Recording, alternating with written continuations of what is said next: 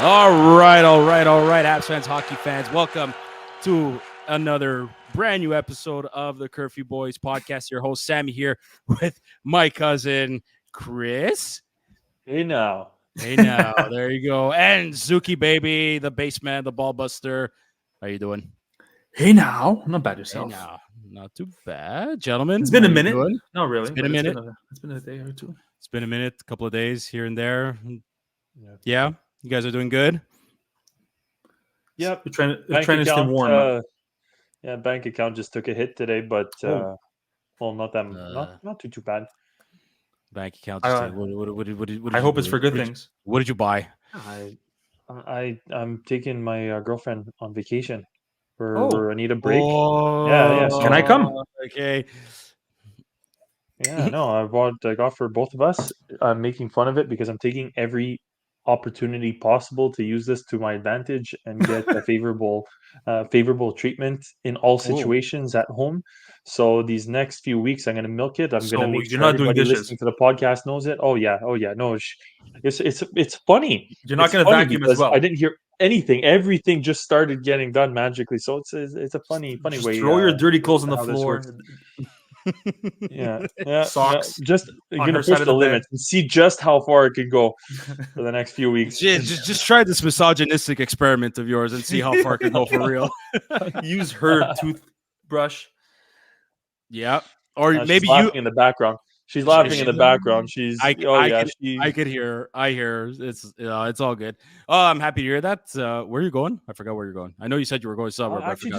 just going down for a week in Cuba. We Beautiful.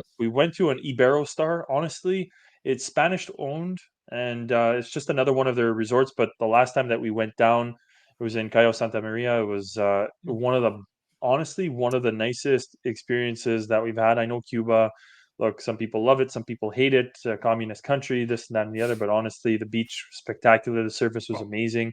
It was one of the first vacations. You know, when you're on vacation and sometimes you just want to come home and you're like, I've had enough of this shit. It was the first time that I was just like, I don't want to fucking go home. We called the travel agent back up and we were just like, what would it cost to book another week? So we're not going to the same hotel, but we're going to the same, I guess one of them within their chain of hotels, if you Which like. one is it called? Same ownership. So it's Iberostar. So Iberostar is world renowned. I went to the They have- Iberostar one in Cuba, but I know they have a few.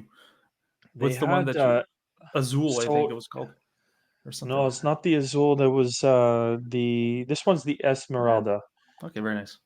coral Yes. coral level. So you don't have It already I sounds know- fancy. Yeah, it's the coral level. Well, coral level is basically, I'm sorry to say so, but there are no children. We're still taking Yeah. advantage of the no children situation and screaming children after Take advantage months of that on end because of months it's gonna on end end. of fucking work. It's just we Yeah. just want to stick our heads in the sand and kind of maybe drink ourselves into a borderline coma. But that's Might as well get down to it. Like the Canadiens are on a bye week after their last game was Saturday against the Pittsburgh Penguins.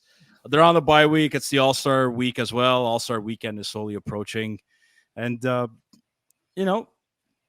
I think the guys need a well-deserved break. Who knows? You might run into a couple of Habs players. Oh, no, you're going you're going next week. Yeah, it's not imminent. No, it's not imminent. I made it sound as though Okay. we were packing our bags and leaving, but literally we're only going around the 20th of February. So anybody who knows my location, if you want to come and rob us, you're still fucked because we have a deadly cat who will scratch your eyes out, and we also don't worry. But yeah, we're leaving on the 20th.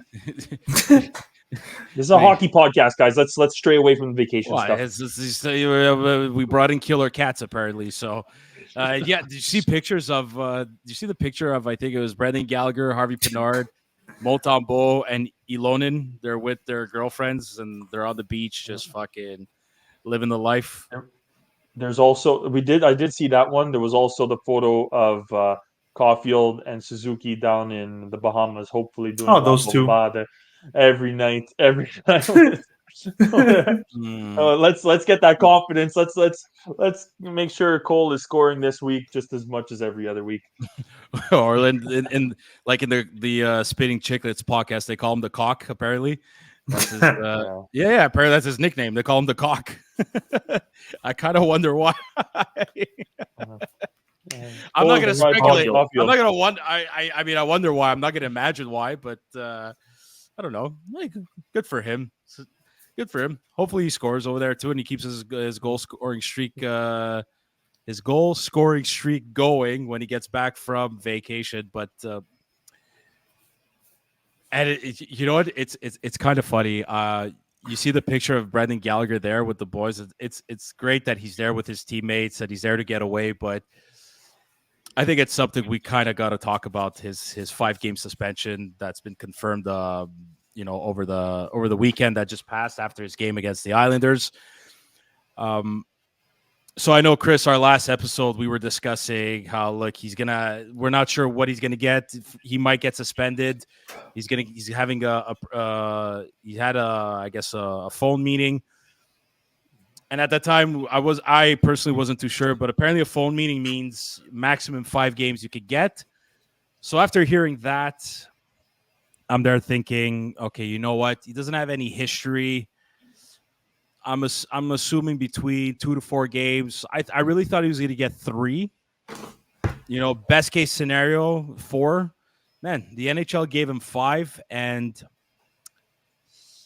as much as it sucks for any of your players to get a 5-game suspension. You look back on the hit, and it's like, yeah, you know what? It's deserved, and I hate to say it, and I think Habs fans, like, for once, they were actually non-biased on this particular situation.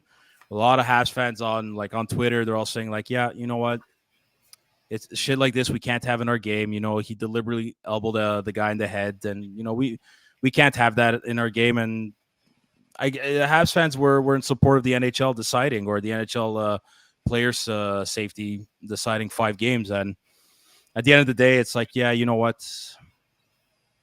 I think it had to be done. It was clear, man. It was a clear hit.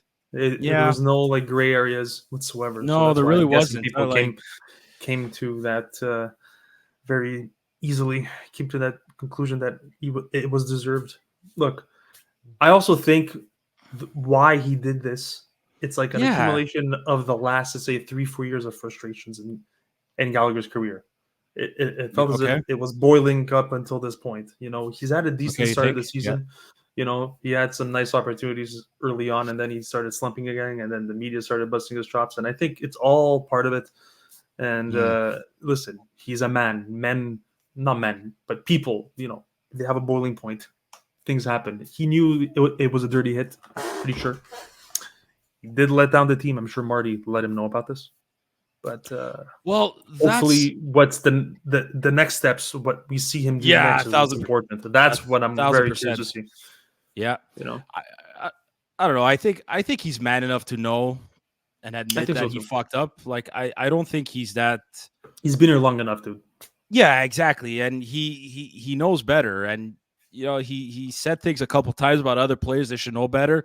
And I think it's his time now to realize that you can't be doing that. And same thing too, Zook. Like, I'm wondering, like, why not? Yeah, what was he thinking? Why did he do it? Like, if you're gonna go and hit a guy like that interference, like, you might as well just shoulder down and hit him in the chest. Like, at worst, you get 2 minutes for interference. Yeah, it's too bad. It's too bad that it had to go down that path. But I think the punishment is fair. The next thing, I think, is for him. I really hope he takes this break and the suspension. Like, he served 1 game already. He's missed the Saturday game. He's got 4 games left to serve the suspension. I hope he takes the time to kind of reflect and really maybe evaluate where he is in terms of his career. So I'm hoping out of all this. I know this is going to sound mean, but I'm really hoping that the team performs well. And the reason why I'm saying this more than anything, again, not to shit on him, but I genuinely and wholeheartedly believe that in his spot, I'd rather have a Harvey Pinard. I'd rather have a Joshua Roy. I'd rather even have a Jake Evans in his place. I don't think he's contributing very much. And I'm hoping I'm hoping that the team performs in a certain sense that it forces their hand to kind of take action and really say, okay, we're better. We're a better team without him. And the reason at the end of the day is going back to one of our million conversations about contracts.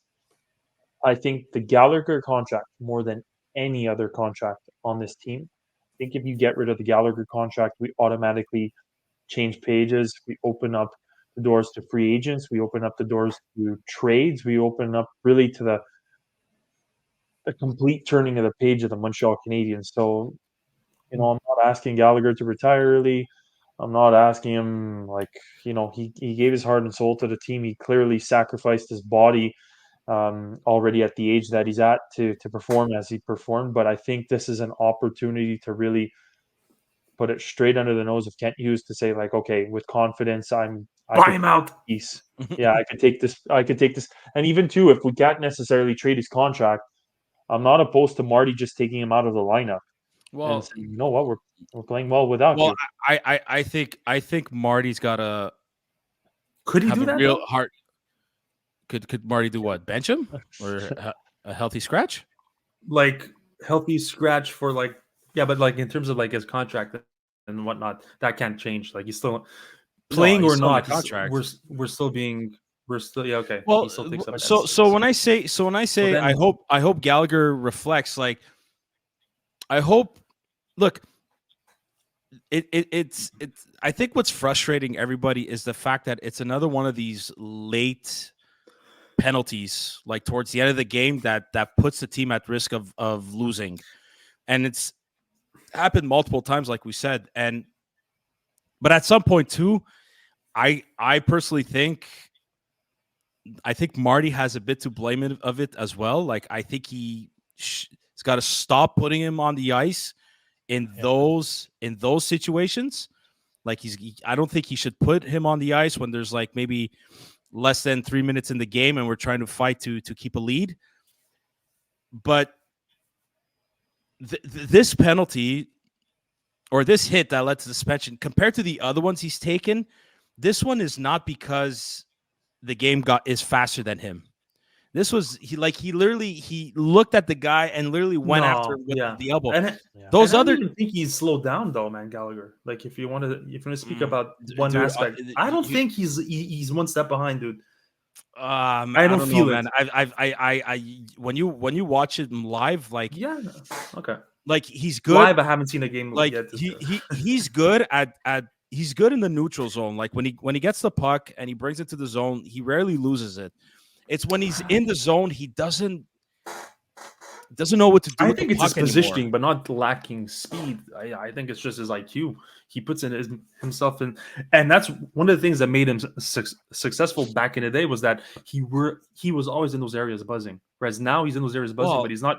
But not just that, he's not doing the same intention as but 6 years ago or 7 years ago when he was scoring 30 goals. Yeah, but he had players that could get him the puck. I think that's why he gets the stupid penalties. But that's the thing. He had players that worked.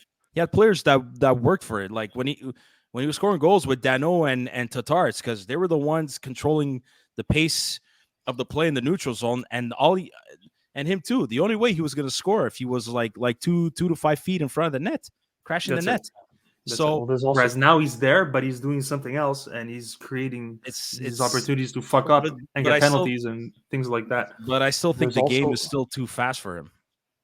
I think the game is too fast for him, but there's also the other element that I find is so little talked about. His hands. His hands got destroyed. He had his two hands major hands. Yeah. He can't shoot the puck like he used to shoot. Not even close.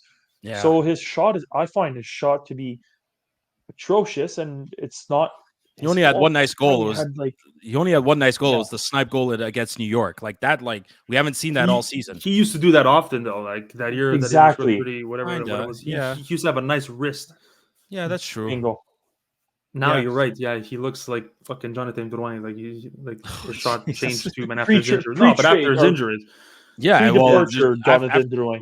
Now of course he's playing with McKinnon, dude. He just has Drouin had off his ass and it's gonna score. Drouin had a wrist injury too, so No, but Yeah, my point in all this is that I really think Marty is gonna have to and maybe even the GM, like they have to have a There's not conversation much. with him and be like, look, man, why does this keep reoccurring? Like what's going on here? And when I say I hope he does a bit of soul searching, like I hope he realizes that like maybe he's gonna have to accept that his role might be reduced a little bit more than what it actually is.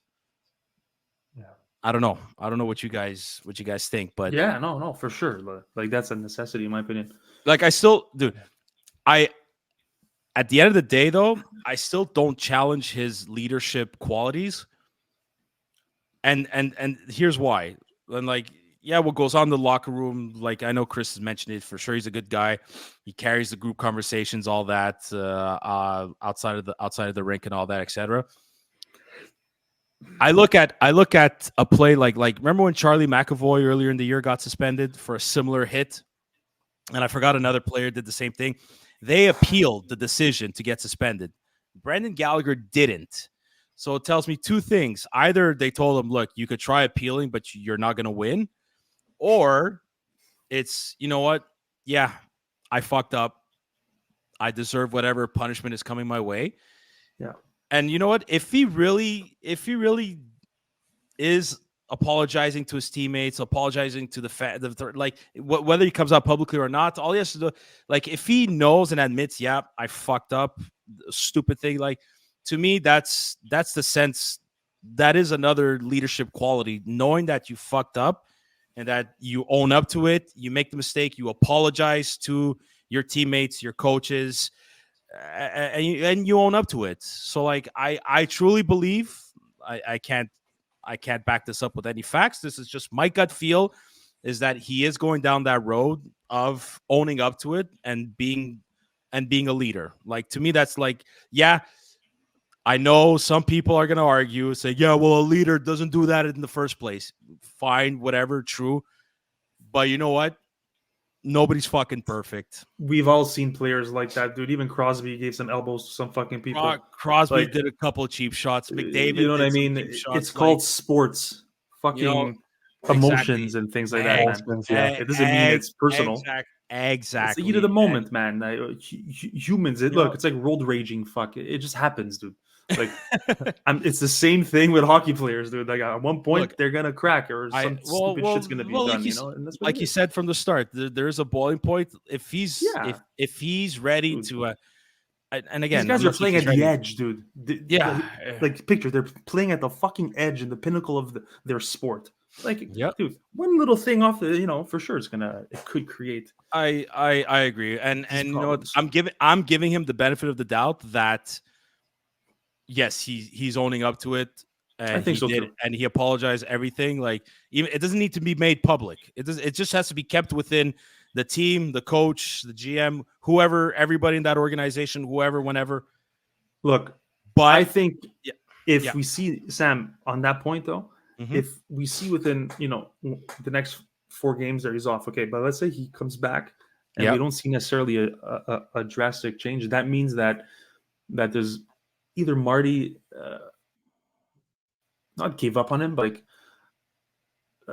is pissed, and that the attitude of Gallagher is not as leadership-esque as we would hope, and he's not owning up to his problems. That's what I'm afraid of as well too. You mean the penalties? Either way, could be the penalties, yes, plus the suspension. Basically, what happened within the last month, I would say. That's when he comes back, and if we don't see any big improvement, I think it's going to not end that well for him. But I don't know. But I don't know if his game is going to improve. Not his game, but like maybe see less penalties, or he might be positioning himself in a different way within the game, which might lead to less penalties. May not be more productive, but again, I think this is part of Marty's learning experience. Him too. He's still a young coach. I think even him, he's going to have to maybe shorten the bench, shorten the leash a little bit on him too, and and maybe not give him ice time with less than 3 minutes in the game when it's important. If they see the other team has momentum, they could almost tie it up. Maybe you don't put Brendan Gallagher on the ice. 100%. I think Gallagher's Look, I don't think there's even a period of evaluation at this point in time. I think this was the cherry on top of the sundae. Gallagher, any guy, Harvey Pinard, Armia, um, Jake Evans. I know Jake Evans is already there at the end of the games, but no more. And Yeah. and the big thing is that goes for, let's say, when the Montreal Canadiens are holding a lead. But I think they also just have to be, if it's an emotional game, maybe you really cut his time, because you think about that game, Montreal was on cruise control. Montreal had that Yeah. game in the Yeah. bag. It was Yeah. 3-1 at that point in time. Like, Yep. why? Why there wasn't even it wasn't even like a mean, aggressive, violent type of No, it game. was no, it wasn't. Yeah, and that's It yeah, was I it was totally so agree. random. It was so random, and that's what's just like, what are you doing? What are you I doing? And all I yeah. Sorry to cut you off, Chris, again, but not forgiven, not forgiven. five five. I get a 5 episode suspension, right? 5-minute penalty, silence. I shut up. I actually look. Let's be honest. If we know Montreal media the way they are, as soon as he comes back in the locker room, serving, he finishes his 5-game suspension. Media members are going to go up to him, and questions are going to be asked. I'm curious to see what he says. That I don't think he's gonna. I don't necessarily think he'd say why he did it. I mean, at the end of the day, maybe got too emotional, like Zook said. But I'm curious to hear what he says. I'm curious to see if he does say something along the lines, yeah, you know what, I made a mistake. It's a lesson learned. You know, let my teammates down, let the team down. I can't be doing that Big time. again. Like, I look, I'll give him the benefit of the doubt. And you know what? Even if he doesn't say it, I still truly believe he knows that deep down inside. But preferably, I would like to hear him say that, just for a little assurances. That's just me. That's just me personally. Mhm. On this topic, Well, yeah, Gallagher, we put it to rest. well, that's it. But well, not that the topic's being put to rest, but then you had some fans that are like, why is Marty benching Arbor Jacki for making mistakes and actually going up to the coaches and apologizing? So personally, I don't think Marty was punishing Arbor Jacki by making him healthy scratch against the Pittsburgh Penguins. I don't know what you guys think. It's like, people forget that Jordan Harris was benched for like 3 games prior. Like, at some point, Jordan Harris has to play. No, Number one. yeah. Number one. Number two, I'm going to say this. A lot of people are saying, you know what? The surplus of defensemen that we have, we got to trade one. Maybe Jordan Harris might be the one that they trade. Well, he's got to fucking play if you want to see if he's got value to be traded for. I don't think he's going to be traded Okay. yet. Okay. I don't see it. I don't see it either, but I I personally don't think Marty St. Louis was punishing Arbor Jacki No. on Saturday against the Penguins. It's like Marty says. He's basically playing the game within the game, like how he says it. So he assesses that the team that the Habs are playing, and will suit up whoever he deems strongest within playing their style of game, Mhm. or whatever. So if a game Right. needs more of a robust player, then naturally I would see Arbor playing. In games where they need more of a speedy, more of a precise, cerebral type D-man or whatever, they're gonna put whoever they're gonna put. So like, I don't think it's a punishment. It's just the fact that there's a surplus of players, and he's playing his best cards with the team that they're playing against. But that's or exactly what that. he thinks it is. So We're not just a surplus of goalies, a surplus of left defensemen. yeah, it's not a bad thing though. If you look at it, okay, it's a bad problem to have, I think. You think? I don't think so. I think it's a good problem to have. No, sorry. It's a good problem to have. Sorry. No, sorry. It's a good, not negative. It's a good problem to have, yes. To have a lot of choice. It means that there's an abundance of players that are useful. Means there's depth. Depth, exactly. Means there's depth in the lineup. So within the next 4 years, we're gonna like this. I think you know what the biggest thing for me the biggest thing for me that pops up is just, again, the realization of how much Struble has jumped in this lineup. Yeah, man. Struble right And then there's and gonna there be more with what players we're too. just saying. He jumped Harris, he jumped Jackeye, he jumped Kovacevic, he jumped who else? At least those Well, three. he At the very Justin least, those three. Justin Barron right Barron. Justin now Barron, of course. What the sent hell? Thank you. Sorry. he sent down to Laval, which they're actually playing live right now, winning 2-1. But yeah, Kovacevic, man, That's he George. frogged a lot of players. Yeah, just a tip of the hat to Jordan Harris. And again, I think I want to just take a second to go over Jordan Harris and his play. Jordan Harris has been one of the best, like honestly, the most well wait. balanced and most I'm effective guys Harris on or the defense Struble? score. Oh, Struble, Jesus, thank you. It's been a long day.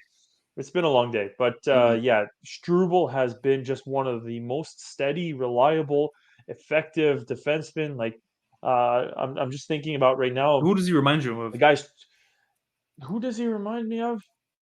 He reminds me. Oh, okay, no, I can't say that. I want to see say if you that. have It the was same just a.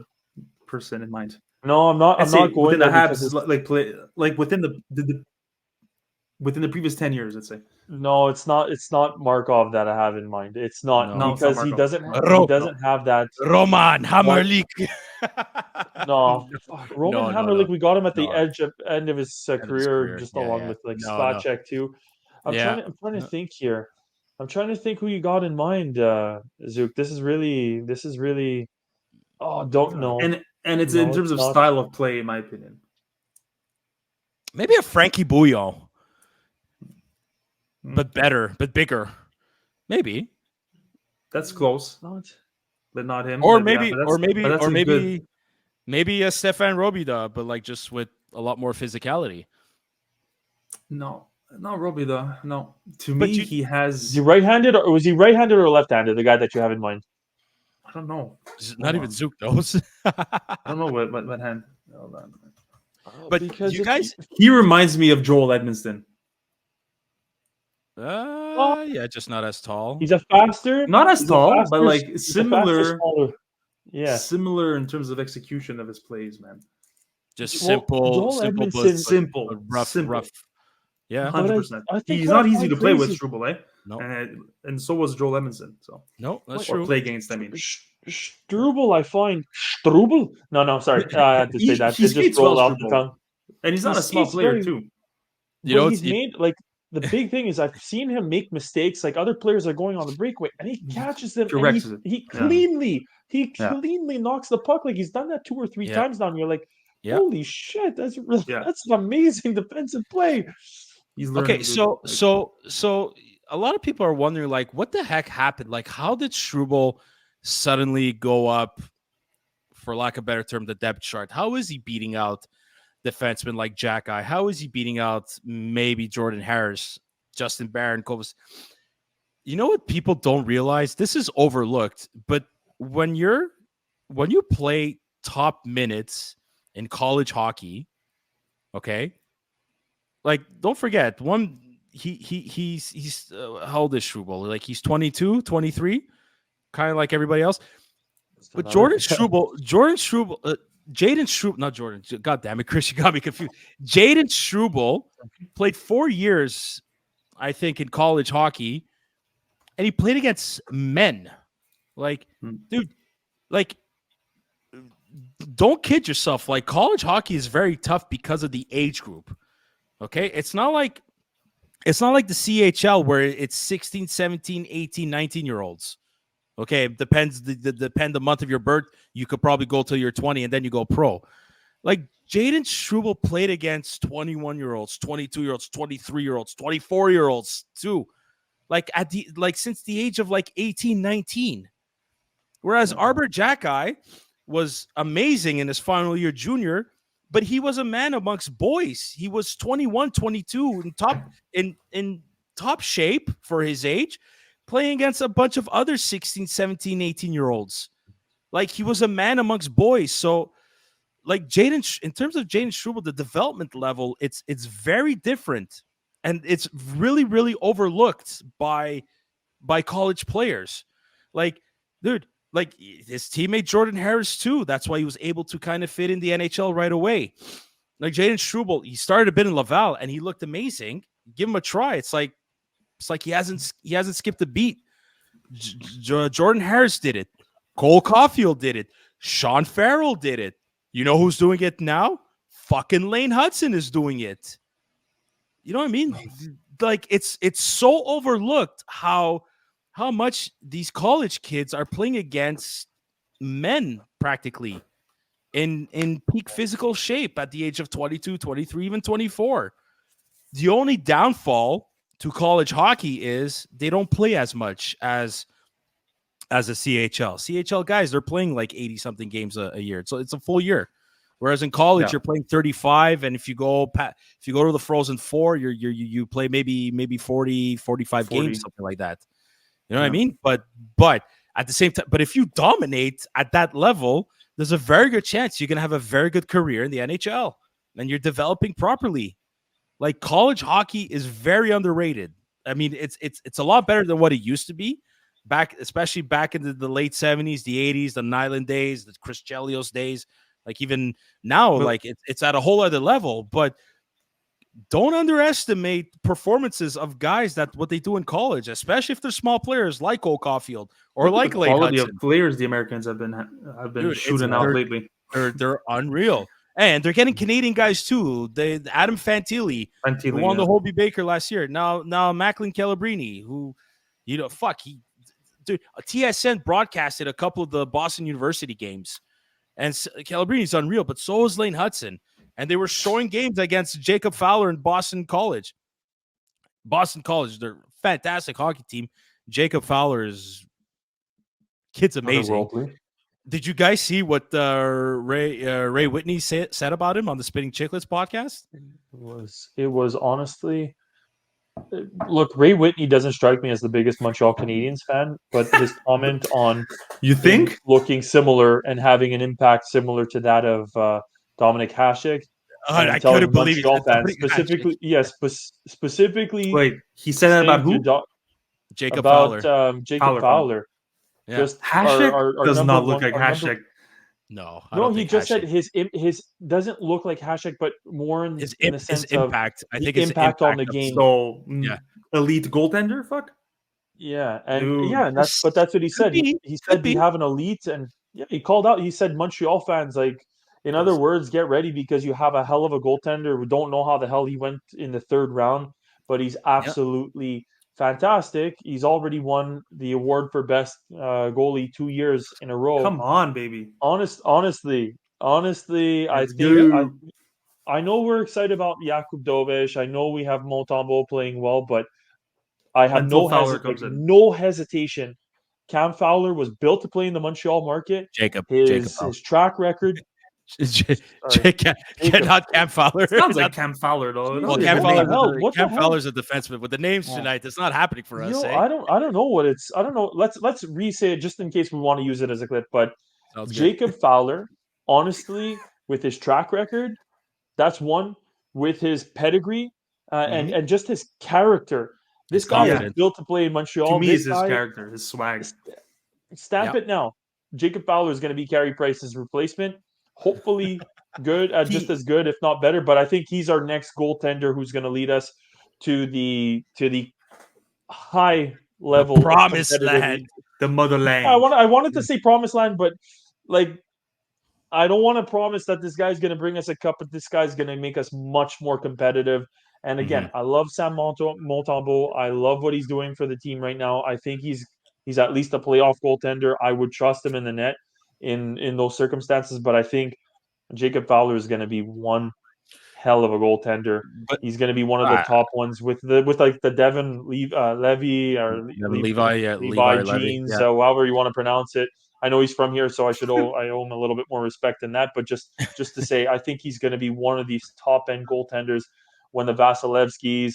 Fleury's already at the end of his career, but the UC Saros, all these goaltenders, when they start going downhill, the relay, is going to be Yeah. passed on to guys like Fowler. The and, conveyor belt, Zook. The conveyor belt the of hockey famous, life. yeah, There the you the Zook conveyor belt, exactly. The development, the conveyor belt development program by Zook. But Let's all design that, it. listen, all that comes back to Jaden Struble. Like, we shouldn't be that surprised at how he's playing so well. It's because of his development in college hockey, a little bit in the minors with Laval, and he's keeping he's playing this simple game. But the other difference is when he has a bad shift, it's forgotten about right away, and he comes back stronger the next shift. You know who does that too? Caden Gooley. Yeah. Caden Gooley is another defenseman that does that. That has to do with, I think, I find a lot of these young kids within that tier have that. I think it's a new age it's a new age style of player whereas I find a lot of the older players, not the older players, but like players of past, if you will, when they had a bad shift, man, it's like it followed them all the way to the fucking bench, and then you see their energy on the bench sulking, and there's a cloud over it. Not with those kids. You're absolutely right. And I see a lot of the young kids on other teams too have that That's same mental approach. toughness. Absolutely. And I'm glad to mental see toughness. that because it's 1,000%. great to see, dude. Gooley's goal against the Penguins was Beautiful. fucking beautiful. It was a beautiful play by Matheson, but just the fact that he was able to get himself from the blue line to the fucking goal crease. 3 strides. What kind of stretch does the guy have? We all saw the highlights. What the 2-on-1 against Philly, the way he caught up to them skating backwards. Yeah. It was unreal. Like Caden Gooley, I'm telling you, man, he's our number one. I understand a lot of people are saying Jack-Eye is our potential top defenseman. You mean now or no? I'm sorry. I love Arbor Jack-Eye. Chris, we know what we think about him, but he's not going to be a number one like Caden Gooley. Like, he's not. But I don't even think Gooley's going to be our number one eventually. Oh, I think he will, man. 1,000%. I think he's already scratching. Yeah, more than Ryback. Oh yeah. Well, actually, you know what? Yeah. I think more than Hudson. Oh. Well, they're definitely those are going to be more of like you're asking these questions. Well, those are your top. It's a good great point. problem to have, dude. Like, great problem. I'm telling you, because where's Reinbacher, dude? I've been seeing his games lately in Europe, and goddamn solid. Like, dude, I've never seen. He's been playing against men. He's picking it up lately. Like solid, the team's on a 5-game winning streak all of a sudden. It took tactical, man. Like, you see his brain, it's insane. And he's a good skater, man. I think people are underestimating his offensive flair. Yes, he's a good defensive player, but he has an offense apparently. We're gonna see him in Laval before the end of the season. Like, we're gonna see him. Even if he starts next year in Laval, I'd be happy. No, he's gonna be here by the end of his season in Europe. So Gooley's still number one, you think? I don't know, man. Gooley's gonna be our future. Yeah, I'm telling you, I think Gooley's gonna be our future number one. You could put Brian Backer as number 2. And Hudson number 3, but then you have Logan Mayu. Holy fuck. That sounds pretty solid to me. Oh. I'm just saying, like, it's all potential. I just want to go to bed now and just like wake up in 3 years. Oh, well, 3 years where I don't want to see this whole shit. Like, I just want to see 3 years from now. Let's go. Okay. Sean Monahan. Oh yes, these are the toast, I call him. Yeah, the toast. Toast. Okay. What a beaut. Come on. Wait, before we go on, Kent Hughes. Yeah. Forgetting Kent Hughes for forgetting potential 2 first rounds for a guy. For him. Well, the fact that he failed the first attempt of trying to trade him because of injuries, able to bring him back and still be like, we're gonna still try to trade you. You know that, right? That's why you're coming back. So great contract. Look, he's almost a point a game. Come on. Well, Elliot was it? Yes, it was Elliot Friedman. So on Hockey Night in Canada, in the second intermission, it was Friedman, and no, it wasn't Friedman. Hold on. Don't jump the gun. Go. Elliot Friedman said there's a very good chance that the New York Rangers might be looking for a centerman because Philip I can never pronounce his last name. Philip Hurdle. I think that not Thomas Hurdle, Philip Churtle. I'm so sorry I butchered his name. He's done for the season. So he was their third center, no? He was their third center. So he's done for the season. So dude, then after that, Monahan in that number 3 spot is not bad actually for Rangers. It's really, really not bad. But then after that, 24 to 48 hours later, Elliot Friedman was like, there's still a bit of, I don't know if bad blood is the right term, but might still be a bit of tension or bad baggage between the Rangers and Jeff Gordon. So I don't believe that. I'm not. I don't know if I believe it or not, but like I could understand. I guess I could understand it. Then after that, I'd be surprised. Yeah. Was it either Tuesday or Wednesday? Pierre LeBrun said that teams are very interested in Monahan, of course, and they are willing to give a first-round pick for him, especially if the Montreal Canadiens retain 50% of his salary. That's exactly what's going to happen, in my opinion. Because I was already expecting the Habs to keep half of his salary. Look, but he's only making $2 million. Not so even what's keeping $1 million for getting a first-round pick? Yeah, but wait, is it a first-round pick for this year, or is it going to be for like the year after? See, that's what I wouldn't want to take the one for year after, in my opinion. Well, for the Calgary's first-round pick is for 2025. Just so you know. But that's what I'm saying. So why have 2 in 2025? Like, well, no, I'd get one for 2024. I get one for this year's draft. That's what I'm saying. No, but I'm saying if teams want to trade their number 1 pick, but for 2025 is what I'm saying. I wouldn't accept it. I don't think it's going to be for 2025. Okay, yeah, for 2024, take it. Because the Canadiens already have Calgary's conditional pick, the first round in 2025. Oh man, there's a whole fucking scenario. Like you want to talk about Anthony scenarios? Like go look at the details of the first round pick that they got with Sean Monahan. That's a fucking whole list of scenarios. It's so complicated. So question. Well, yeah.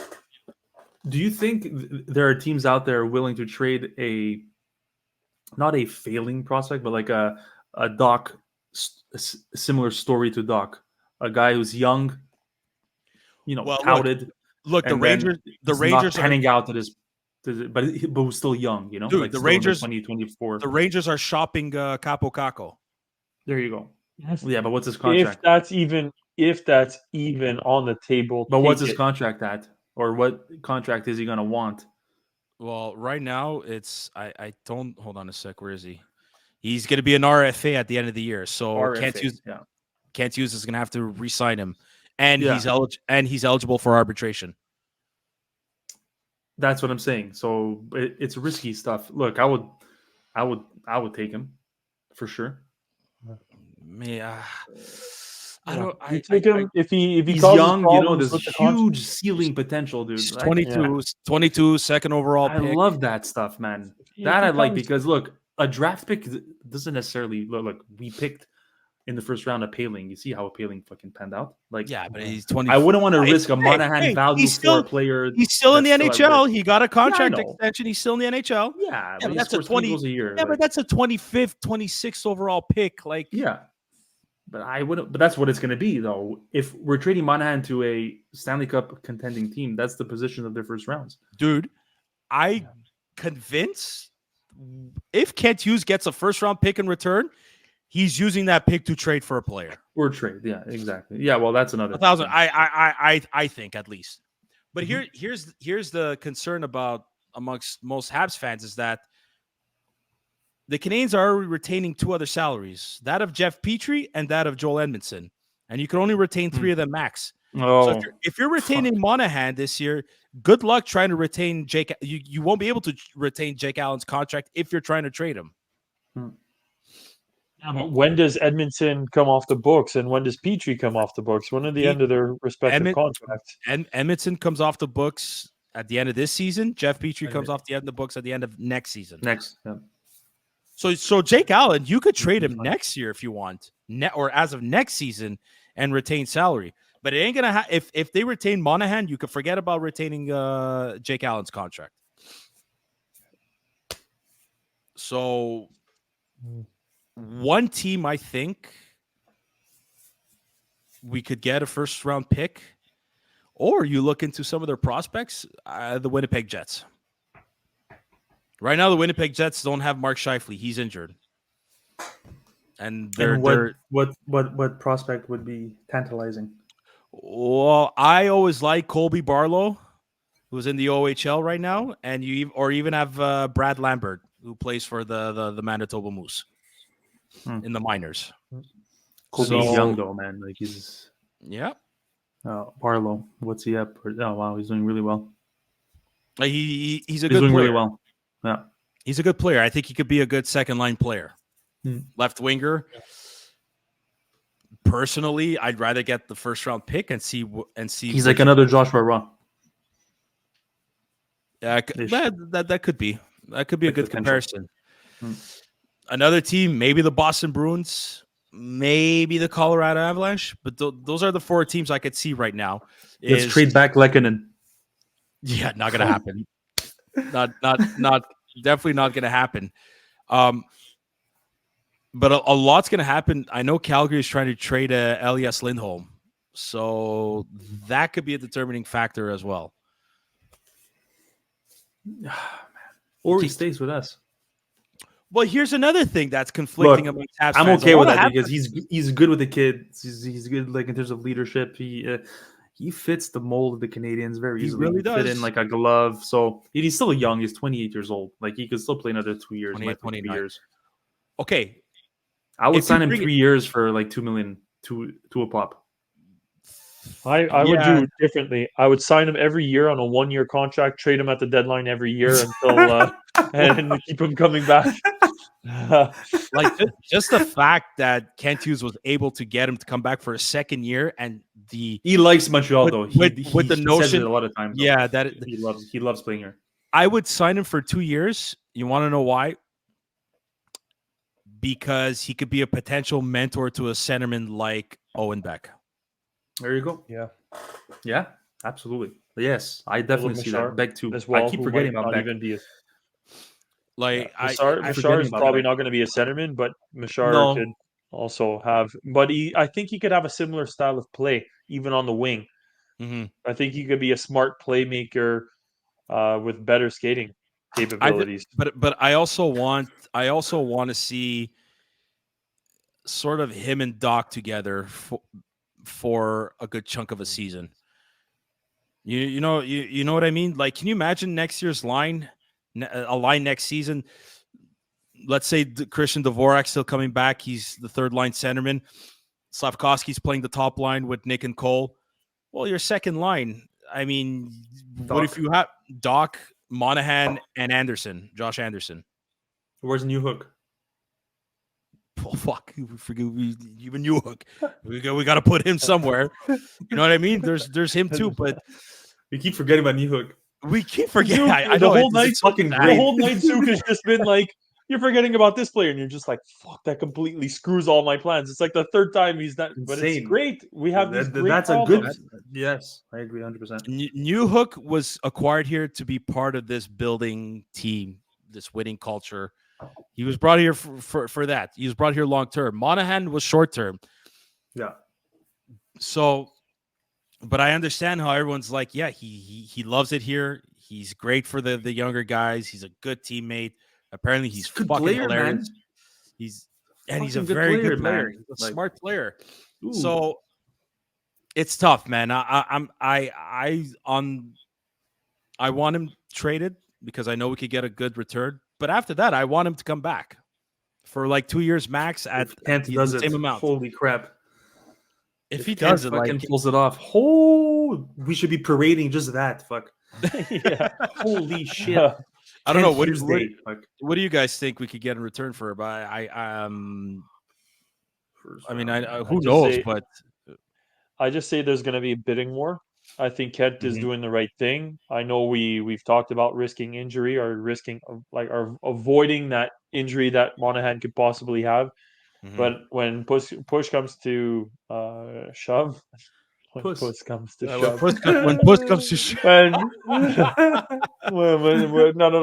comes to shove, honestly, I think we could get a first round pick, maybe, especially if it's a team that's going to finish anywhere between 25 to 32. I genuinely think that we're also talking about getting a prospect at the same time, a good prospect for teams. You think a team's going to give the first round pick and a prospect?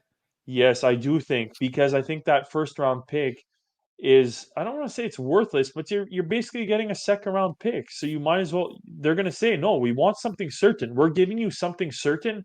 We want something certain. Well, I think they could get that if they do retain the salary. Yeah, of course they could get that if they retain the salary, but they could also get that if there's a bidding war. Like, legitimately, everybody, and I mean everybody. And what scares me is when CBC or the Sportsnet guys who have the Toronto Maple Leafs tattooed on their ass, when those guys start complimenting Monahan and just start saying how good of an addition, that scares me. That freaking like that's crazy. Like, that goes to show just how much they will not compliment Montreal under any circumstances. I think they're complimenting him because they expect them not to be a Montreal Canadiens player for long, and possibly even go to a team like, oh, surprise, surprise, the Toronto Maple Leafs. Well, there's rumors, huh? Like, I hope, yeah. So that to say, I hope not.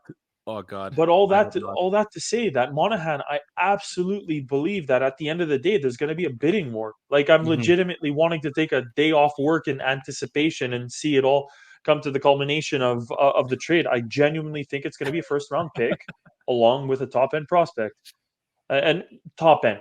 Yeah, Maybe not an organization's number 1 or number 2 prospect. We're not talking about game changers, but as you mentioned, there are teams that have first rounders. They maybe got drafted anywhere between 12th to 25th that have a high level potential, but the team wants to win fucking now. You have to pay.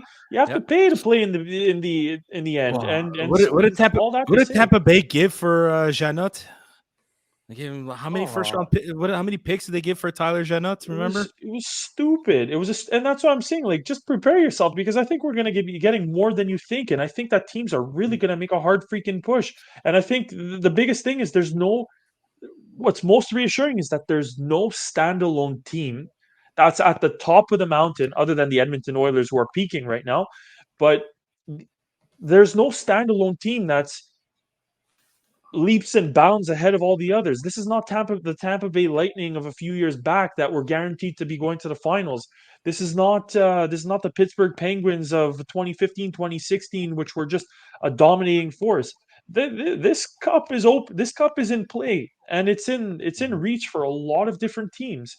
And if it's in the reach for a lot of different teams, then a lot of different teams are going to pay to go get that difference maker, and hopefully overpay. So I'll leave it at that and hope for the best. Well, you know what? I think teams are saying, yeah, if you could retain salary, oh my God, even better. But I don't think it's necessarily for Monahan. I think they're trying to get that for any team. Like, I think that's a message to a team like Calgary. Hey, if you retain Elias Lindholm's contract, we'll give you a first round pick or maybe even something more. What that also tells me is I think some of these teams that are asking other teams to retain salaries because they're looking to add other pieces.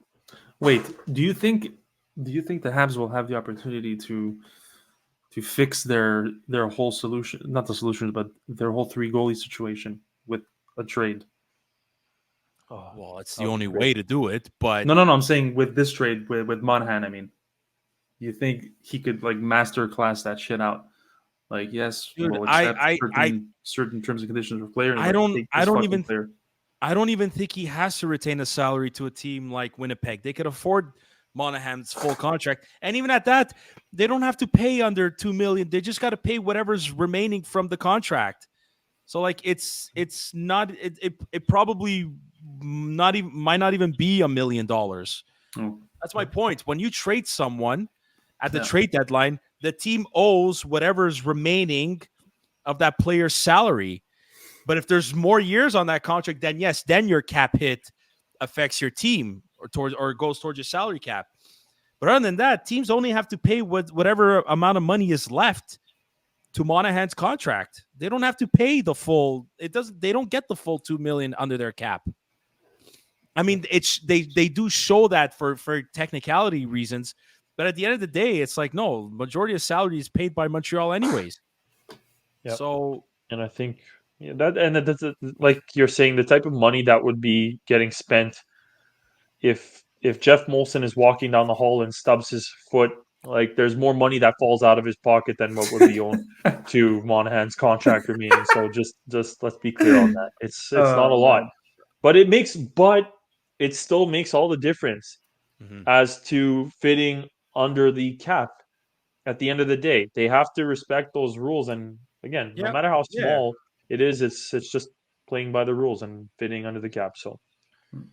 I think I work Friday, March 8th. Fuck. But after the All-Star weekend, things are going to start getting interesting. That's when usually teams and general managers, they have their phones on speed dial, waiting for pretty much. So speaking of All-Star weekend, are you guys going to be watching that? Yeah. Well, I usually like to watch the skills competition versus the game, because the games, like, yeah, they're fun and all, but the players are not really playing to defend anything. They're just having fun, right? Yeah, they're not playing for a home ice advantage. No. Shit like but that. the skills competitions are really fun. I always like that shit. Even as a kid, I used to fucking love, like. But is it just me? Goaltending. Yeah. But is it just slap me? shots? Guys. Yeah. Breaking news. What? Okay. Lindholm went to Vancouver. Oh my god! Oh my god! That opens up the fucking What? No joke. Yeah. Sorry to cut you off. I'm sorry. No, dude. Oh my god! I'm so happy you did this. We don't even have to talk about the All-Star break. Well, we will get to it in a little bit, but oh my god! For Kuzmenko, if I'm not mistaken. No. Kuzmenko. Wow. Wait. Yeah, Andrei Kuzmenko has waived his no trade clause and will be part of the return. There you go.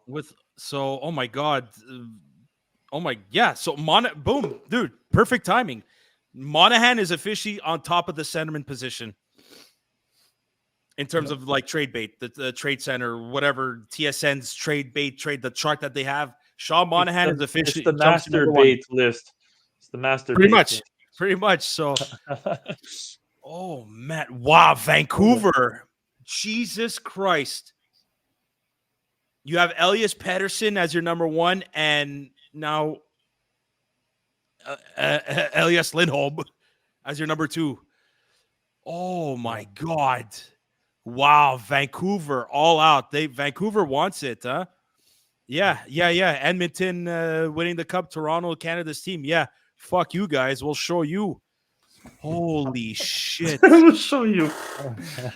And they still have Ain't that JT Miller. much. Okay, Andrei Kuzmenko, 5. Wow, like and Vancouver saves money, I think. So I've called. Yeah, 100%. Yeah, but Lindholm isn't really.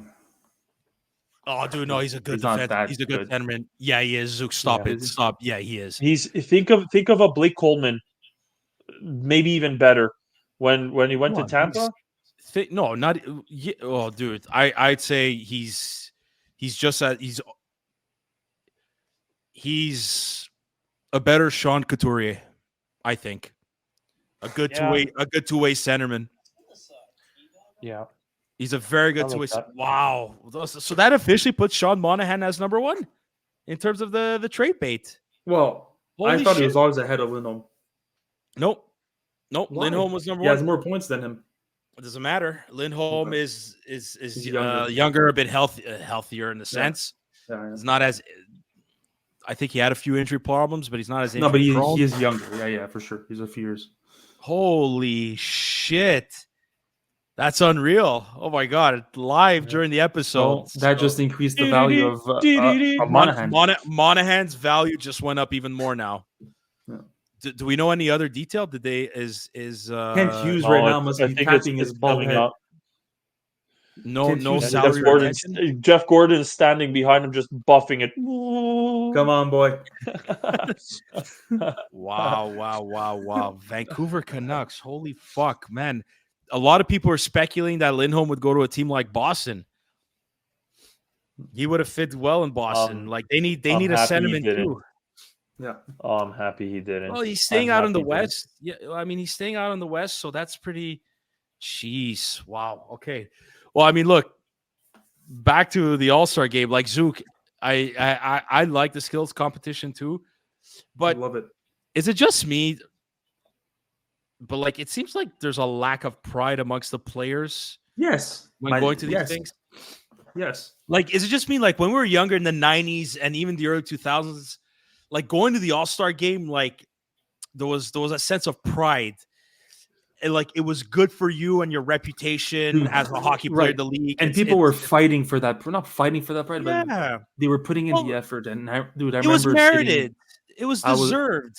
I remember sitting, on the floor in front of my TV as a kid in the basement, having a bag of chips to myself. I remember, and just watching the fucking game. Not only the competition, but the game itself. And people were hitting. There was fight. It was aggressive. It was competitive. Now it's like I see better games at the fucking corner rink here at the park.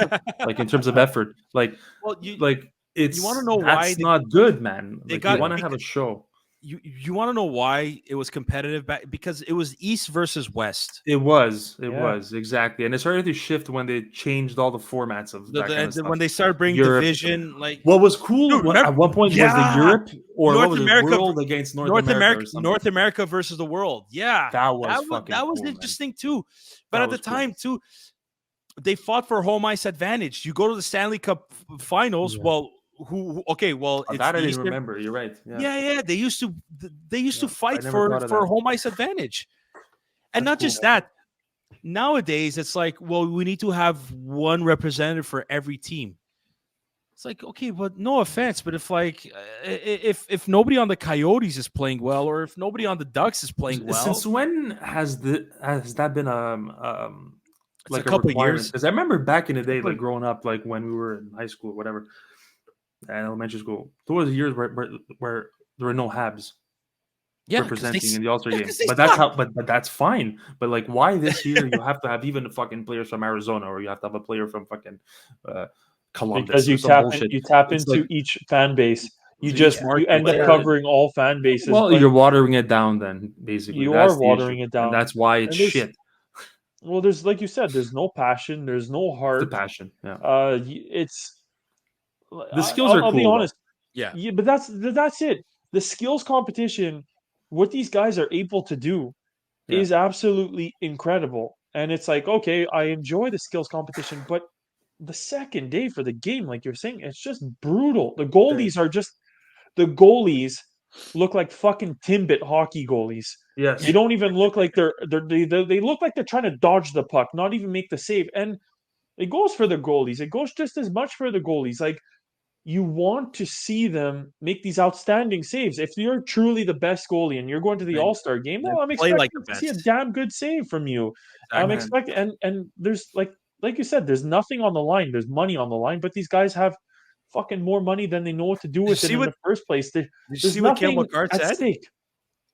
Cale If Cale McCart? McCart No, I wins the $1 million, he's gonna give everybody on his team like $100,000, like something like that. That's a joke, like you said. You think about you're playing for home ice, automatic home ice, regardless of, let's say, the points on the team. That's a huge advantage. And they could look Yeah. at each other and they could say, like, I hate you, I hate you, I hate you, but we work together and we give our respective teams a chance to win. Let's play. I think, was it the year after Montreal hosted the All-Star? That's when they introduced the draft. That's when Phil Kessel got drafted last, for example. It but was Montreal, like, definitely after. It was Was it in 2009? or 10, something like that. Yeah, Yeah. it was It was the 2000, years- 2010 because 2009 was the Montreal Centennial and they had the All-Star game for that particular reason. But I remember, like, as much as I hate the guy, Tim Thomas was fighting and he was like, I want to go back in net to win this. I want to put my stamp on this game. And Fucking seriously, it since changed that. I don't want to. I don't want to say Montreal was the last great All-Star game because it was far from it. I mean, Say we had it. fucking Mike. We had Mike Komisarek. In the All-Star game but- who didn't belong there. But at the same time, they actually had some pride, and that was the last. I think that was. Correct me if I'm wrong, but that was the last East versus West. Well, also to me, it's also the voting, like voting for your All-Star. Yeah. It's like I Fuck out. like I'm sure we said this before, but like the one where John Scott got in, it's Oh. you know what I mean. It's yeah, you have fun with it in the end, but it's like really, I don't know. To me, it's just like send the players that deserve to be there. You know, because they're the best in the league. It's not because they got voted in out of like biased reasons or votes or whatever. I understand cater to every single market and fan base in the league, but man, like if Cole Caulfield is having, I'm not saying this is the case, but let's say Cole Caulfield is having more points than everyone on the Ducks, for example. I'm just throwing out or the San Jose Sharks. Let's go with the San. And he's not there just because Nick Suzuki's representing the Canadiens. Like, I'm not saying Cole Caulfield deserves to go to the All-Star game this year. Like, if he was scoring consistently from day one of the season, he would be there. Absolutely. Unfortunately, he's not. But he will be there one day. But you get what I'm saying? Yeah. Like, and I don't like this voting system. This ties into so many other things, though. The voting system, 100% agreed, because it becomes a popularity contest. But I also think that these guys they're way too close to one another. There's no hatred in the game anymore. There is none. There's no hatred. There's no like, fuck. I remember when Carey Price was sitting next to Tim Thomas, and I was just like, "Don't you talk to him? You don't fucking look at him." Like I'm sitting at home, I'm thinking that, and I'm there, but it's like these guys we need now more are of the Mike Vernon and Patrick Roy thing. They're Remember all that? training at the Yeah. BioSteel camp. They're all together. Yeah. And I understand the Wow. hockey community is a tight-knit community, but there's something missing. Do you know? Even yeah. Go. No. I'm just like there's something missing. We needed another 20 Arbor Jackeyes. We need an Arbor Jackeye for each team. We need to go back to this hatred, this violence, like the foundation of hockey. Society, man. So Mike Vernon and Patrick Roy, I'm going to end on this. I forgot who revealed it. Animals. They revealed it it was said on the Spitting Chicklets podcast when Mike Vernon was on it, but somebody said it on the So the night that Patrick Roy told Ronald Corey that I am never playing for the Montreal Canadiens ever again, the day before, because Mike Vernon was with Colorado, right, at the time, and he saw Patrick Roy sitting at some coffee place or whatever, and sitting alone, and he went up to Patrick Roy and was like, hey, what's going on, man? He's like, how you doing? And he's like, and Patrick Roy was like, not that good. This city, man, and this fan base, I think I'm done. They're trying to run me out of town. Like, it's not going well. I think my time here is up and all that. 24 hours later, doesn't the fucking bullshit with Patrick Roy in Detroit happen?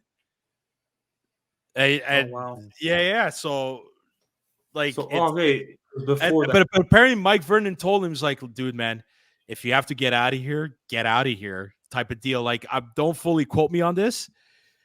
24 hours later, Patrick Roy lets in the fucking 9 goals against Detroit, walks by Tremblay, and I'm never playing for Montreal ever again. And you know the rest of the history, eh? So, like, it's just so funny that you mentioned that, Zook, because I heard it the other day. I was listening to Tony Marinaro's podcast, and his guest that he had on was talking about that while I was training. So that's just fucking interesting. One last thing. Did you guys see the Alexander Daigle documentary on Prime? Not yet.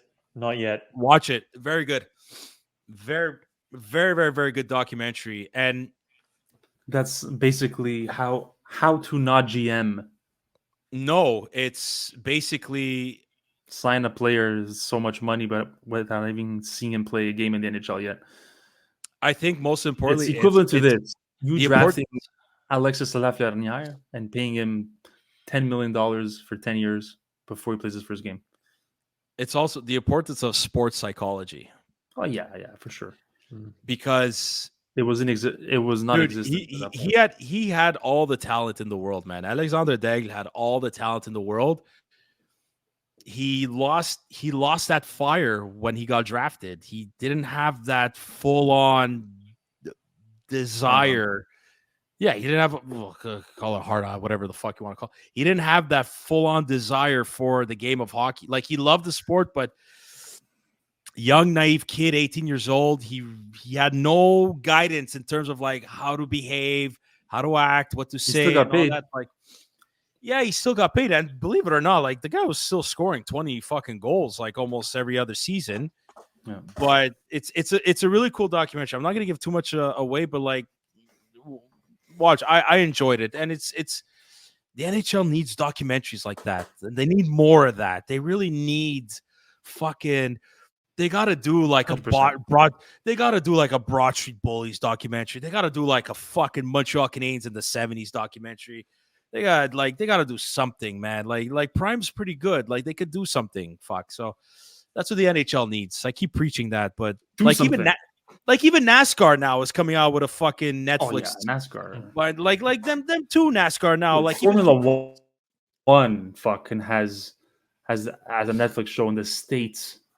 You know, like the NHL should definitely. They have to. They have to. Do I honestly something. don't get it. I think it's a Bettman thing. I swear to God. He's the longest really serving. Do. He's the longest serving commissioner in Longest any serving North idiot. Fuck. The raw take. I love it. All right. Okay. I'm sorry. No, don't be. No, you're not. You fucking Bring liar. back the cup to Canada. Come on. Only not Vancouver though. Only Montreal. It's got to come back to Montreal. Not Edmonton. Not Toronto. Not Vancouver. Montreal all the way. I don't give a fuck. If it comes back to Canada, it's got to step at the Bell Center. We were the closest one. We're going to be the next one. It is what it is. Yeah, we were. Edmonton's going to choke. I don't give a fuck. I'm going to say it. They're going to choke. Toronto's going to choke. Vancouver's going to lose in their divisional finals. 100%. That's it. The cup is going to Colorado, and that's it. Jonathan Drouin's going to lift the cup for the first time in his career, and we're all going to watch that, and we're going to be happy for him. Sammy, okay. Sammy. Time to call it quits, boys. We've had enough. Real quick. The Laval Rocket are tied fucking 3-3. They were up 3-1, but they're going to win. Let's see here. A 2-on-1 play. A good save by Dobesh. Okay. Well, I think that's a wrap. To all our listeners, listen, if you have been here since the start, thank you so much for your support. If you're new to this podcast, thank you so much for joining. Please like and subscribe to our YouTube page. Tell your friends about us. It is absolutely free. Please help us share and spread the love for our Montreal Canadiens. You can hear all of our podcasts on Apple Podcasts, Spotify, Google Podcasts, any podcast platform. We are on social media. We're definitely on Twitter. We're on Instagram, Facebook. I think we're still on TikTok. I don't know. I think we're still on Threads. I don't know. Instagram, Twitter is the best place you can find us. Chris, Zook, gentlemen, thank you so much for doing this. Enjoy the week. Listen, man. I'm going to be watching the All-Star weekend. I'll watch the skills competition. I'll probably watch the game too, just for my love for the game of hockey, and see what happens there. So, gonna keep a puke bucket not too far because they're gonna have to kiss Toronto's. That's gonna be brutal. That's gonna be absolutely brutal. I'm gonna skip on the introduction of their players. So yeah, screw the Maple Leafs. Okay. All right. Thanks, guys, for doing this. I'll see you on the next episode. Everyone, have a good evening. Until next time. Bye. Bye now. Good night.